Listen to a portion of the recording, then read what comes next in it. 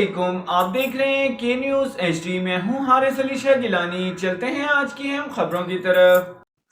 رخ کریں گے ساہیوال کا، جہاں سے رپورٹ کر رہے ہیں ہمارے نمائندے Rana Sohail. L P G gas plant mafia کا راج، پلانٹ مالکان کے من مانے ریٹ نے مجبور عوام کی چیخیں نکلوا دیں۔ اس مہنگائی کے دور میں گھریلو گیس کی بندش پر شہری ایل پی جی گیس بھروانے پر مجبور ہیں۔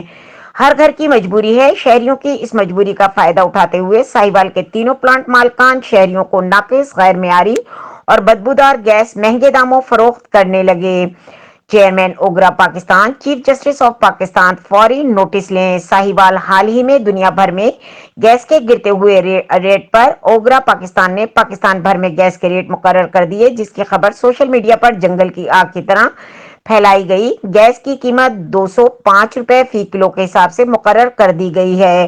اوور چارجنگ یا زائد رقم پر فروخت نہیں کی جائے گی۔ زائد قیمت پر فروخت کرنے والوں کے خلاف سخت کارروائی عمل میں لائی جائے گی، جس کی باقاعدہ ٹیمیں تشکیل دے دی گئی ہیں، مگر صرف خبروں کی حد تک۔ ساہیوال گیس پلانٹ مالکان خود ساختہ اضافہ کے 225 روپے کلو دکاندار کو فروخت کر رہے ہیں، جس پر پلانٹ مالکان نے اوگرا پاکستان کے نچلے ملازمین کی منتھلیاں بڑھا دی ہیں۔ گیس ایک دن بھی سستی نہیں کی گئی۔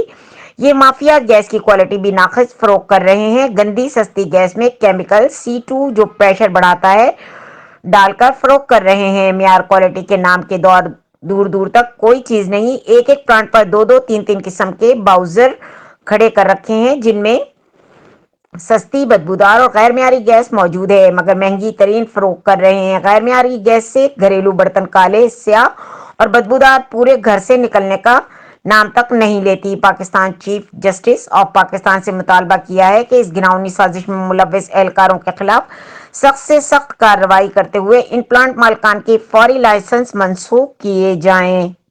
مزید خبروں اور اپڈیٹس کے لیے ہمارے ساتھ رہیے گا۔ تب تک کے لیے اپنا خیال رکھیے گا۔ اللہ حافظ۔